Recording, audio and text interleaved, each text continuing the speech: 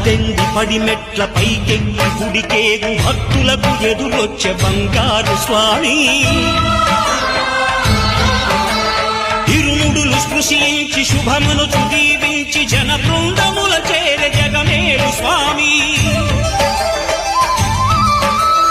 తన భక్తులనరించు తప్పులకు తడబడి ఒక పక్క ఒరిగెన ఓంకారమూర్తి